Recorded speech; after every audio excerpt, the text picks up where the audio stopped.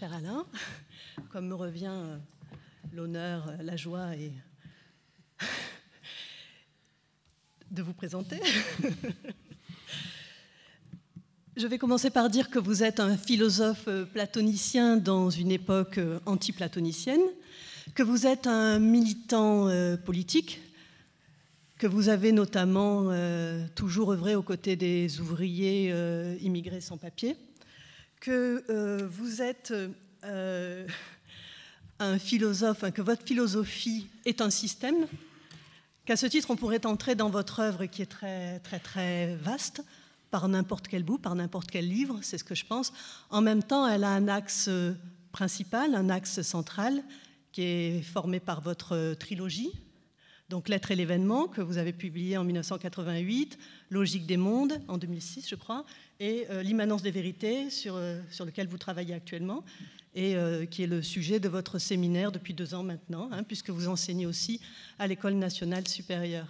Donc, L'être et l'événement, vous y déployez une triade qui est l'être, la vérité, et rappelez-moi, dans mon improvisation. La vérité et le sujet. Voilà, et le sujet, parce qu'effectivement, vous êtes aussi un philosophe comme Sartre qui ne voulait pas vous débarrasser du sujet, mais on le verra, pour vous, le sujet est toujours le sujet d'une vérité. Donc, L'être et l'événement commence par un axiome qui est « il n'y a que des corps et des langages ». Sinon qu'il y a des vérités, et ce sinon est très important puisque ce sinon est ce qui vous a permis de développer votre concept de l'événement, c'est-à-dire c'est ce qui fait exception, et l'important pour vous ce n'est pas ce qui est mais ce qui arrive. Ensuite, l'immanence des vérités, vous êtes un immanentiste, je pense que ce serait important d'en parler parce que ça aussi ce sont des mots qui aujourd'hui, comme le mot vérité, le mot immanence, et ça rejoindra aussi Quentin Meillassoux, nous le verrons tout à l'heure. Et en fait, cette problématique est extrêmement importante parce qu'on verra que chez vous, enfin on le verra au fur et à mesure des rencontres, pas ce soir, parce que ce soir nous allons principalement parler de théâtre et de poésie, que vous êtes aussi un passionné de mathématiques, que vous avez lu les grands mathématiciens, Cantor, Gödel, et vous avez chez eux tiré aussi beaucoup d'enseignements pour votre propre philosophie, sur la théorie de l'ensemble vide, sur la multiplicité. Chez vous, l'ontologie, la mathématique a remplacé l'ontologie, ce qui était un geste très très fort, je pense, dans la philosophie. Et il y a de sujets pour vous que si on est le sujet d'une procédure de vérité, d'un processus de vérité, vous définissez 4 grandes procédures. Le poème, qui est la quintessence de l'art, le mathème pour la science, la politique, mais la politique inventée, c'est-à-dire une politique qui ne peut se faire qu'en prenant distance avec l'État, dites-vous, et l'amour. Alors si on prend par exemple l'amour, l'événement serait la rencontre amoureuse et ensuite s'inscrirait un long processus d'enquête, de vérification, de mise à l'épreuve que vous appelez la fidélité à l'événement. Oui, oui.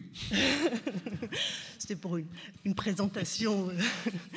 Donc je vais me permettre de revenir maintenant au théâtre parce qu'il se trouve que non seulement votre œuvre est complexe et très vaste, mais vous-même, vous êtes aussi, vous explorez toutes sortes de champs. Et j'ai trouvé très intéressante une réponse que vous aviez faite à Jacques Henrique, je crois, dans un entretien que vous aviez donné en 1992. J'ai un petit souci avec le micro parce qu'il est un peu haut pour moi. Voilà. Donc si je veux bien je le trouve très éclairant parce que Jacques Henrique vous demandait... Quel est ce drôle de personnage que vous êtes, qui est à la fois philosophe, écrivain, auteur dramatique, puisque vous avez même en fait écrit des proses, des longues proses et des poèmes avant même de déployer votre philosophie. Et vous avez répondu quelle drôle d'époque nous conduit à nous poser ce genre de questions. Et voilà comment vous y avez répondu.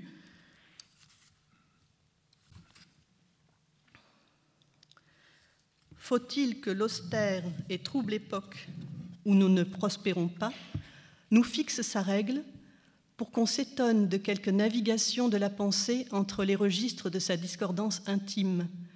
Est-ce nativement que nous sommes de ceci ou de cela des spécialistes rétribués?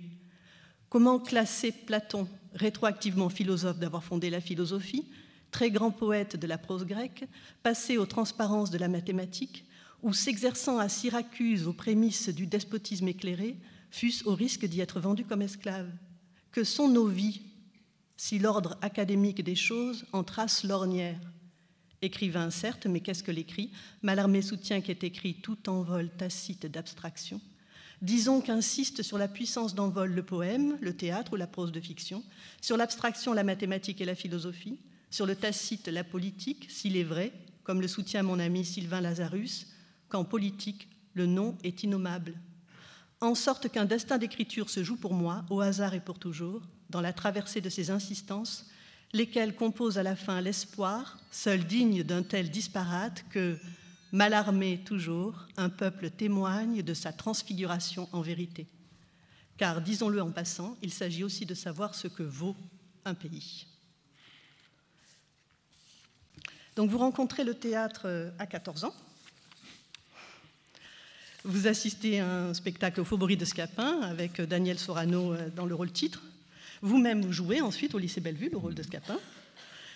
Ensuite, vous découvrez Jean Vilar au TNP. Vous dites que vous vous souviendrez toujours de Jean Vilar jouant Don Juan. Et vous écrivez d'ailleurs vous-même des textes qui sont des reprises de textes anciens. Vous écrivez Ahmed le Subtil, qui est inspiré des Faubourgs de Scapin. Et là, si vous le permettez, j'aimerais, ce sera peut-être pas une question, mais en tout cas une première approche, j'aimerais qu'on s'arrête sur cette idée de Ahmed, parce que c'est à propos de Ahmed que vous dites que là, vos préoccupations politiques rejoignent vos préoccupations théâtrales, parce que vous dites qu'un des enjeux du théâtre contemporain, c'est de trouver le dispositif, le jeu formel qui permette de mettre au centre la question de l'étranger. Et que cette question de l'étranger, pour vous, est fondamentale. Vous avez fait de votre Ahmed non pas une victime, non pas un sujet compassionnel, mais au contraire un personnage de maîtrise, avec parfois même de l'excès de maîtrise, ce qui déclenche le rire et parfois l'angoisse. Et est-ce qu'on pourrait s'arrêter sur cette question du nouage, justement, chez vous, du théâtral, des enjeux contemporains de la pensée, du politique et de Ahmed? Oui, je crois qu'on peut partir du théâtre lui-même, parce que c'est une grande tradition de la comédie depuis ses origines, que de transformer le personnage qui est socialement le plus bas placé en héros de théâtre. Et c'est une invention très ancienne, puisque dans les comédies antiques, Aristophane ou Plaute, le meneur de l'intrigue est très souvent un esclave. Ensuite, nous savons très bien que dans la comédie classique, 17e, 18e siècle, le meneur de l'intrigue, c'est le valet. Alors on est un peu on est amené à se demander, à supposer qu'il y a une comédie contemporaine, qui va en être le héros, qui va en quelque sorte jouer le rôle contemporain qui a été celui de l'esclave dans la comédie ancienne et qui a été celui du valet dans la comédie classique, et qui fait qu'au théâtre, la grande comédie, c'est toujours la revanche des basses classes. C'est toujours on voit très bien, le valet, il se met au service des jeunes gens pour rouler dans la farine les vieux propriétaires, quoi. Et cette figure du théâtre a une portée politique immédiate, évidemment, même si c'est une portée artistique, comique, créatrice.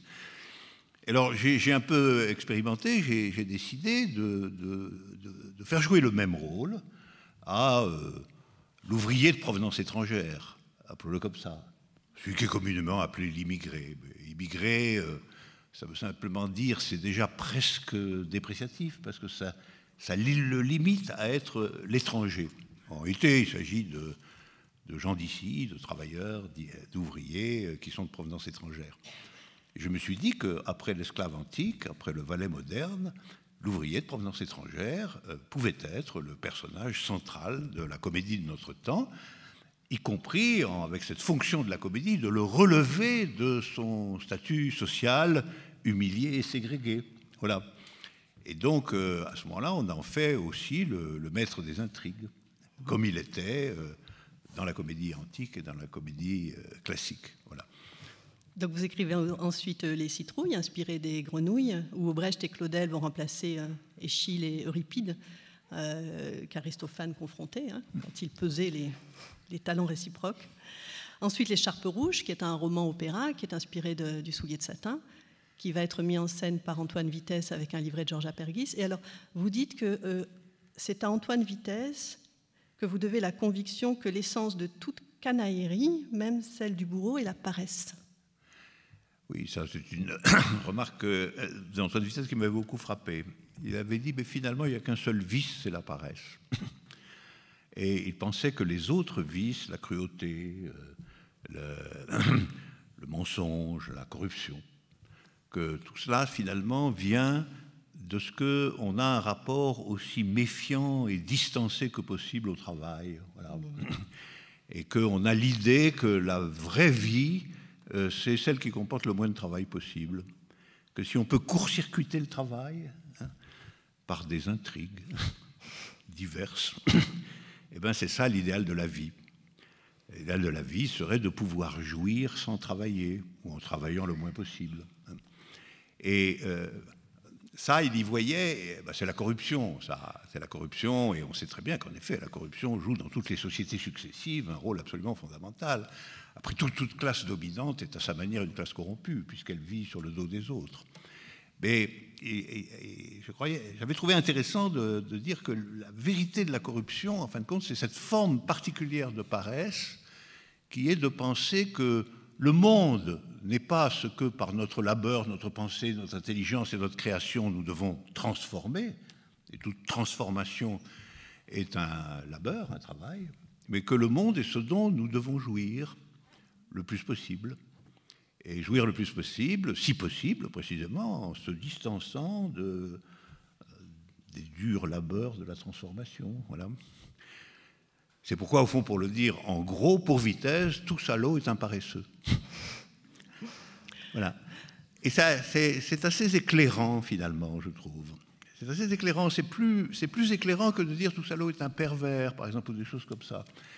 Parce que ça croise l'organisation sociale.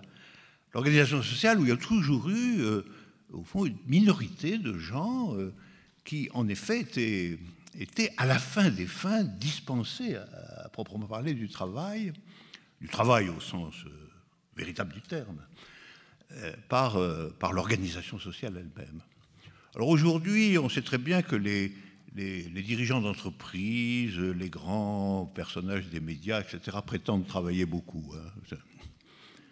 Enfin, ils touchent beaucoup aussi.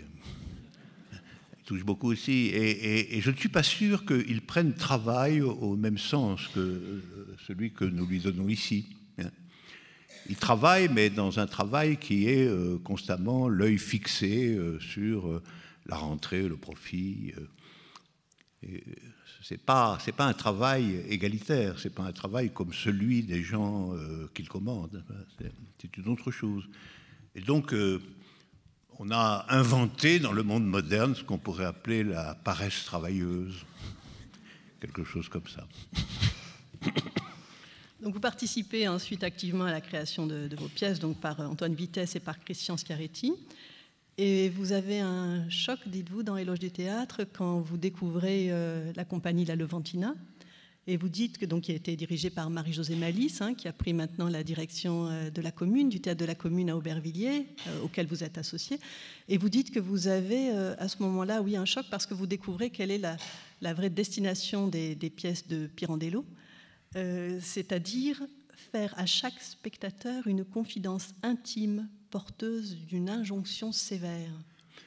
Oui, ça, je crois que le théâtre, ne doit pas être réduit à son côté public. Bien sûr, c'est très important, il n'y a pas de théâtre sans un public.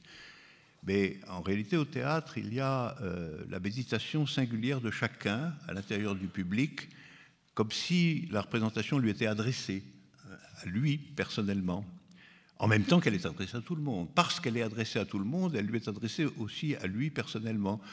Et c'est pour ça quand on a vraiment vu le théâtre, on sort de là un peu songeur, comme ça, un peu, je dis pas soucieux, mais un peu troublé, pas seulement satisfait, pas seulement repu, pas seulement dans le style on a bien rigolé.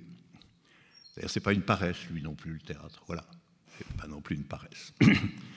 C'est une jouissance sans paresse, parce que c'est quelque chose qui vous est adressé, que vous devez filtrer par vous-même, comme une révélation, malgré tout. Comme quelque chose. Vitesse disait, le théâtre, c'est ce qui permet d'éclaircir notre inextricable vie. C'est vrai que la vie est inextricable. elle est toujours emmêlée dans des ficelles variées et compliquées. Alors au théâtre, tout ça nous est montré, c'est un peu simplifié, comme ça, de telle manière à s'adresser à nous comme une éclaircie nouvelle de la vie elle-même. Et ça, évidemment, ça nous est adressé à chacun. Voilà, c'est pour ça que je pense que le théâtre est à la fois dans un rapport politique à un vaste public, et en même temps, il est aussi une adresse absolument personnelle qui concerne la clarification de l'existence. Vous dites même que le théâtre sert à nous orienter. Et vous dites, quand on l'a compris, on ne peut plus se passer de cette boussole, et pour s'orienter dans l'existence, il faut le faire d'abord, comme les acteurs tentent de le faire, dans la pensée. Ben oui, bien sûr, c'est la même idée. C'est l'idée que le théâtre, c'est à travers le jeu sur les circonstances subjectives de la vie, c'est à travers tout cela la proposition du fait qu'elle peut être éclaircie, orientée, et pas seulement livrée à sa passivité. Que la vie est une œuvre aussi. La vie est une œuvre, elle n'est pas simplement faite de l'addition de ce qui arrive et qu'on reçoit comme on peut. Bon, souvent c'est comme ça, hein, mais le théâtre nous rappelle que la vie c'est aussi une œuvre, qu'elle a une orientation, qu'on peut lui bâtir un sens. Et de même que l'acteur doit méditer et penser ce que signifie qu'il joue ce rôle, de même le théâtre a l'effet sur nous qu'il faut penser et méditer quel est le rôle que nous jouons nous. Quel rôle que nous jouons nous dans la vie, dans l'existence. Quel est notre rôle? Et ce rôle, il faut l'orienter, il faut qu'il ait un sens, il faut qu'il soit pensé. Sinon, il va être chaotique et passif. Le théâtre, c'est une école pour ne pas traîner sa vie. Voilà. Vraiment, on tourne autour de la même idée. Le théâtre, c'est ce qui enseigne à ne pas vivre paresseusement. C'est ce que nous faisons tous, plus ou moins. Vivre paresseusement, c'est évidemment ce à quoi nous nous laissons aller très souvent. Les choses sont là, on a un boulot auquel on va, on a quelqu'un avec qui on vit, on a des enfants qu'on élève, et puis va la machine, hein, comme elle peut. Et ce que le théâtre nous dit, non, si vous faites ça, vous perdez quelque chose, en tout cas. Vous perdez quelque chose, vous vivez difficilement et en même temps paresseusement.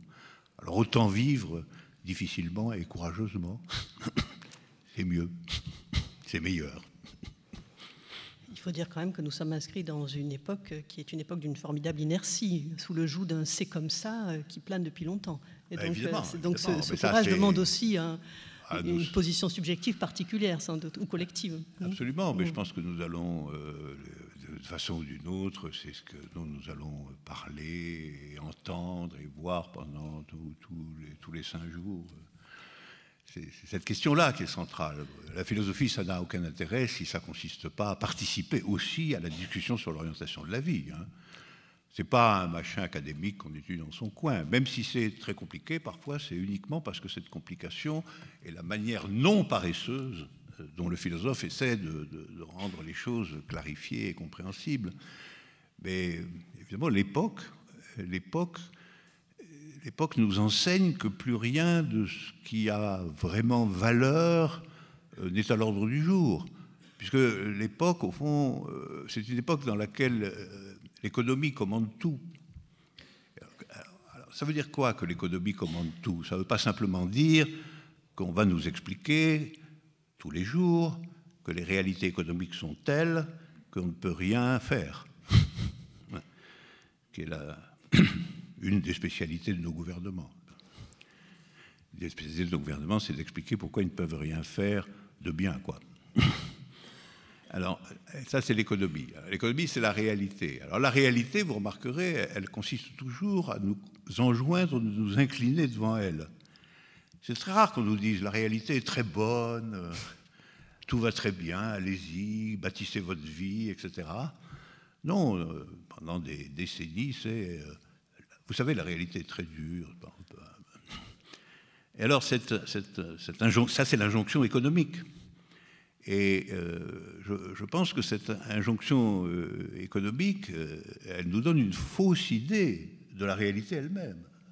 Elle nous donne un faux réel.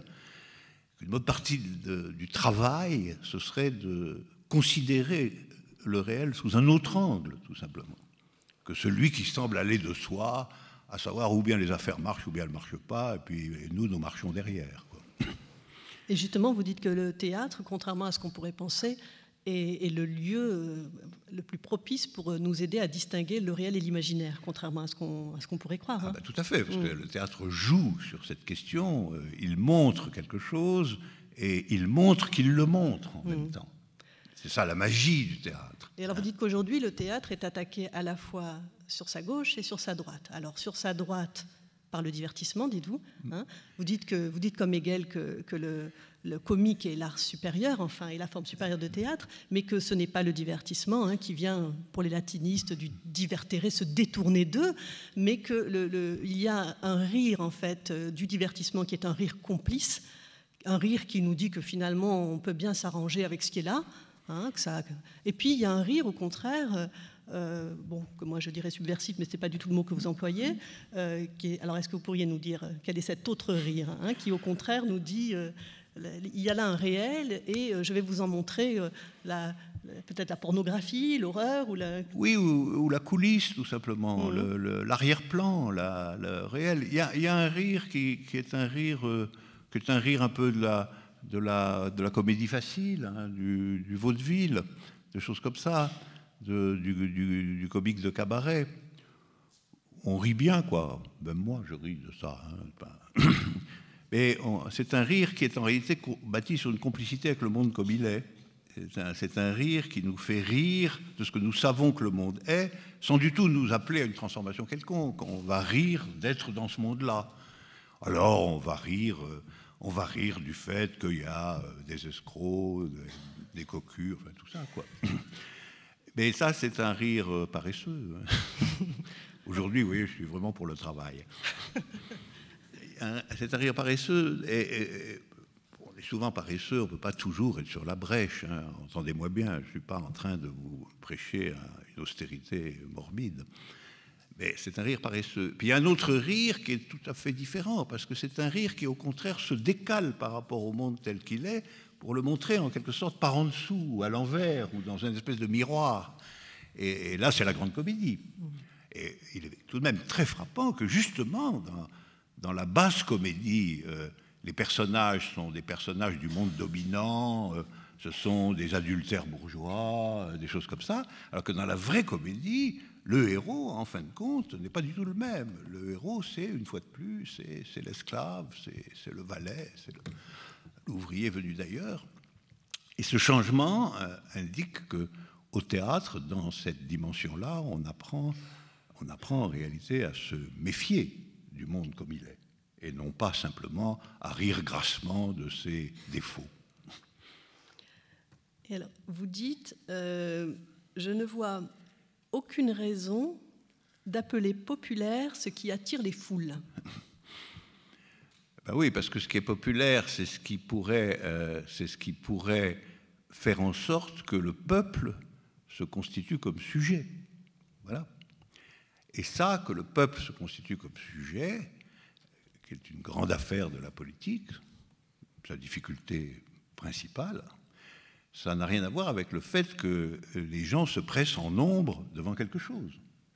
Que les gens peuvent se presser en nombre devant quelque chose de façon... pour une satisfaction passive, voilà. Pour une marchandise qu'ils désirent tous. Parce que, disons les choses comme elles sont, notre monde, c'est le monde marchand. Donc le spectacle, c'est celui toujours d'une marchandise, sous une forme ou sous une autre. Alors, le rassemblement devant la marchandise, la stupéfaction devant la marchandise, l'adoration d'une marchandise particulière, même si c'est une marchandise du spectacle, ça n'est pas populaire à proprement parler, à mon sens. C'est massif, mais ce n'est pas populaire. Ce qui doit être appelé populaire, c'est ce qui constitue le peuple en sujet. Voilà pourquoi je n'aime pas qu'on appelle populaire cela, simplement le rassemblement. J'aime pas non plus l'utilisation du mot populisme, par exemple. Très employé, par exemple, à l'égard du Front National, populisme. Mais c'est une ambiguïté, parce que dans ce type de logique d'extrême droite, l'appel au peuple et l'appel en réalité à sa passivité réactive, c'est-à-dire au fait que sa souffrance propre ou sa difficulté est transformée en revendication amère contre un bouc émissaire désigné, ou autour de fétiches barbares, comme la nation, la race, etc. Donc c'est pas non plus, c'est pas populaire non plus, donc pourquoi parler de populisme? C'est créer une ambiguïté. Créer une ambiguïté. Je pense qu'il faut garder l'adjectif populaire pour le réserver à ce qui est populaire au sens où ça amorce, ça porte trace, ça montre une certaine capacité populaire, collective, à se constituer dans l'histoire comme un sujet. Donc populaire, oui, fralibe, voilà. Mais pas le fait que des tas de gens se rassemblent devant une cochonnerie sympathique. Mais vous dites que ce critère de la foule, de ce qui attire les foules, est encore plus faible quand il s'agit de décider des orientations collectives. Or, on voit bien qu'effectivement, ce critère est dominant dans la pensée aujourd'hui. Et vous êtes plutôt pour un théâtre militant qui tenterait de rallier en fait la masse des gens à ce que vous appelez le théâtre réel, c'est-à-dire un théâtre qui concerne n'importe qui, comme disait le poète Mandelstam. Convaincre les gens qu'en fait, le théâtre est destiné à chacun d'eux, à chacun de nous. Oui, non, c'est absolument, ça retrouve une idée de tout à l'heure, c'est-à-dire que le théâtre, il est populaire en ce sens-là, il est populaire au sens où il s'adresse à chacun dans une dimension qui est de rompre avec cette paresse native qui est finalement de se résigner devant l'état du monde. Donc s'il y a une vertu qui est nécessaire aujourd'hui et qui est difficile, c'est le courage, ça j'en suis persuadé. Parce que vous voyez, l'idéologie dominante, pour employer un vieux mot, l'idéologie dominante, c'est de convaincre tout un chacun qu'il faut se résigner au monde comme il est parce qu'il n'y en a pas d'autre. Voilà. Le monde que nous connaissons, il a une propriété particulière, c'est qu'on ne vous demande pas vraiment d'être pour lui. Du temps de la monarchie, par exemple, on vous demandait d'être pour le roi. Puis si vous aviez le malheur de dire que vous étiez contre le roi, vous le sentiez passer. Donc il fallait une adhésion. Le monde capitaliste ne vous demande pas vraiment d'adhérer à son être. On vous demande simplement d'être convaincu qu'il n'y en a aucun autre, que c'est ça, la réalité. Voilà. Et donc c'est une idéologie de résignation, et pas une idéologie d'admiration. On voit bien d'ailleurs que, au fond, nos dirigeants politiques actuels, personne ne les admire, soit dit entre nous. Donc, on n'est pas obligé de faire une courbette devant le roi. Donc, personne ne les admire, mais c'est aussi parce que ça n'est pas demandé. On n'a pas besoin de les admirer. On peut même les critiquer à longueur de page, ça ne gêne personne. Si c'est pas celui-là, on en mettra un autre de toute façon. Ou même on ira rechercher un vieux, encore plus usé, si je puis dire. Donc c'est un spectacle monotone, un mauvais théâtre, parce que d'une certaine façon, il n'en appelle pas du tout, pas même au courage de la négation. C'est pour ça que c'est un régime politique particulièrement installé, car d'une certaine manière, la critique ne le gêne pas. La critique ne le gêne pas, puis si elle est sur le fond de, grosso modo, même si vous critiquez tout, vous n'avez pas vraiment d'autre idée sur comment ça doit marcher. Et c'est la seule chose qu'on vous demande. Et c'est pour ça que le courage, aujourd'hui, c'est la vertu qui consiste à se séparer, en tout cas, de cette résignation. En tout cas, de cette résignation qui consiste à dire oui, c'est vraiment pas formidable, mais le reste est pire. C'est Churchill qui a dit ça le premier. La démocratie, ça vaut pas cher, mais c'est mieux que le reste. Alors c'est ça qu'on vous demande. Et moi, je me refuse à considérer que le monde tel qu'il est aujourd'hui, il est mieux que je ne sais pas quel reste, d'ailleurs. Puisqu'il y a de moins en moins de reste. Puisqu'il conquiert le monde entier. Il y a de moins en moins de reste. Donc, il est mieux que rien du tout. Il n'est pas bien, c'est tout. Et ça nous enjoint de trouver autre chose. Mais ça, c'est certainement difficile, compliqué. Il y a eu des expériences négatives, etc. Mais on va pas. Ça ne me convainc pas qu'il faille se réjouir ou encore moins consentir à ce que ce soit ça pour toujours. Alors pour conclure sur cette question du divertissement, hein, puisque vous parliez de cette époque qui est la nôtre, dans laquelle il semblerait que tout se vaille et que tout est interchangeable, vous dites, vous, au contraire, qu'il faut distinguer, qu'il est urgent de distinguer le domaine du divertissement du domaine de l'art, parce qu'en art, ce dont il s'agit, c'est l'invention de formes neuves, adéquates à une distance prise avec ce qui domine. Et alors justement, on se tourne du coup sur la gauche, et là vous dites qu'à gauche, le théâtre est attaqué par une autre logique, il est menacé en fait par l'idée que finalement le théâtre n'existe plus, hein, c'est-à-dire que là on retombe un peu sur le motif de la finitude dont vous dites depuis très longtemps qu'il faudrait en finir, vous vous en débarrassez d'ailleurs, puisque vous vous intéressez aujourd'hui à l'infini, hein, vous dites qu'on nous rebat les oreilles avec cette finitude alors qu'elle est un piège. Et finalement, donc, le théâtre contemporain a eu tendance aussi à essayer de se surmonter de l'intérieur par la déconstruction, avec une sorte de confusion, en essayant d'abolir toute forme de représentation. Et en fait, ce serait le visible, ce serait le monde lui-même qui serait devenu spectacle. Mais vous dites que si cette négation peut être importante, peut être une étape, comme ça a été le cas dans les avant-gardes, il n'y a jamais, comme en politique, aucune force rien ne peut se construire à partir de cette négation pure. C'est-à-dire qu'il faut passer par une phase d'affirmation. Est-ce que vous pourriez expliquer ça? Oui, ça je crois que c'est un point important et difficile, là, je reconnais. C'est-à-dire que ça s'enchaîne à ce que je disais tout à l'heure. C'est-à-dire il faut bien comprendre que le monde contemporain supporte parfaitement la critique. Il n'a pas besoin de lutter contre la critique. Il n'a pas besoin d'être répressif au regard de la critique. Il lui suffit de se convaincre et de convaincre tout le monde que vous critiquez tant que vous voulez, mais ça ne me gêne pas du tout parce que les choses continuent comme si elles n'étaient pas critiquées. La critique est avalée en réalité par une espèce de vaste éponge comme ça dans lequel tout vinaigre se dissout. Et alors, à partir de là, un art qui se considère comme ayant en son cœur la critique est, à mon avis, aujourd'hui un art en réalité finalement inoffensif. Il est inoffensif parce que ce n'est pas de la critique que nous avons besoin, c'est d'une idée affirmative différente, c'est d'une perspective différente, d'une conviction quant à la possibilité d'une organisation de la société absolument différente de celle qui existe, et donc d'un élément affirmatif, d'une idée positive sur ce que nous désirons vraiment. Alors il y a des traces de ça.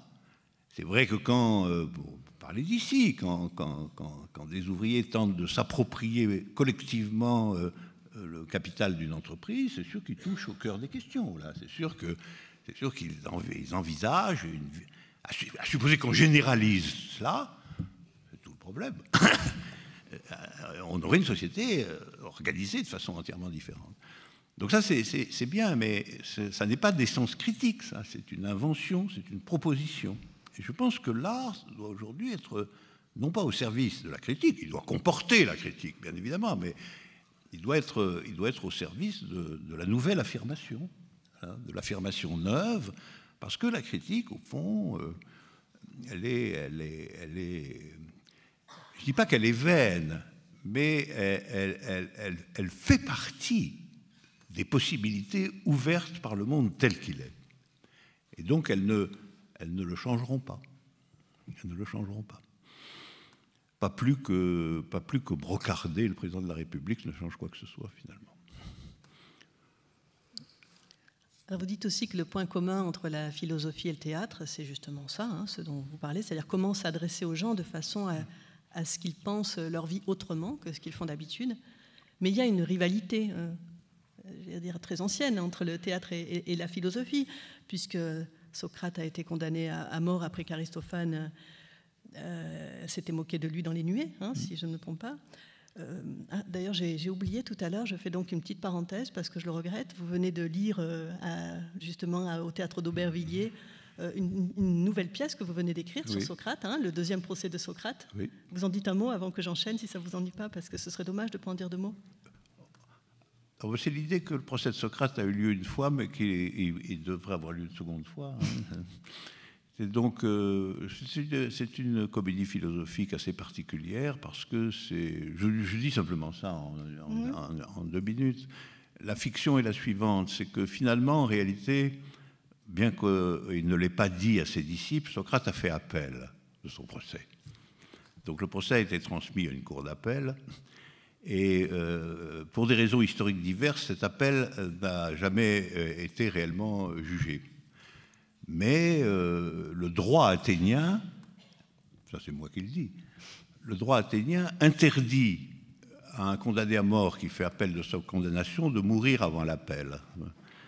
Parce que ce serait se moquer de la cour d'appel, s'il mourait avant que la cour d'appel soit... Et donc, en réalité, Socrate est encore vivant quelque part, attendant son procès en appel qui, depuis 2500 ans, n'a pas eu lieu. Pour des raisons politiques et historiques, personne n'a fait l'appel. Et la pièce raconte le fait que maintenant, grâce à l'idéologie des droits de l'homme, grâce à tout ça, il y a enfin l'appel du procès de Socrate. Voilà. Donc c'est le second procès de Socrate. Il est jugé dans la cour d'appel d'Athènes des mêmes procès, des mêmes imputations que celles pour lesquelles il a été condamné à mort il y a 2400 ans. Et il a divers avocats, parmi lesquels Maître Platon, voilà, qui viennent plaider pour lui. Alors la pièce va être l'occasion à la fois de parler des destins de la philosophie, évidemment, de la figure de Socrate, malgré tout, de la figure énigmatique de Socrate, parce qu'un des points de départ de la pièce, c'est que les 3 principales sources sur Socrate comme personnage, qui sont évidemment Platon, Xénophon et Aristophane, nous donnent 3 portraits absolument différents du personnage. On ne peut même pas penser que c'est le même. On ne peut pas penser que c'est le même. Donc vous voyez une énigme, qui a-t-on jugé finalement, hein? On a 3 Socrates complètement différents. Évidemment, l'idée va être qu'on a jugé encore quelqu'un d'autre, quelqu'un qui n'était aucun des 3, et que c'est lui qui a fait appel. Voilà, alors peut-être que vous verrez cette pièce un jour ou l'autre. C'est une pièce en 6 actes. C'est très important, les 6 actes. En attendant, vous allez pouvoir écouter un petit morceau de la République de Platon de Alain Badiou. Donc Alain Badiou a choisi un chapitre qui s'appelle « Qu'est-ce que le philosophe ?» Parce que donc il faut savoir que Platon, dans son livre 3, avait chassé les poètes de la cité, mais que lui-même écrivait des dialogues et qu'il a donné à la philosophie, dit Alain Badiou, une forme théâtrale. Merci.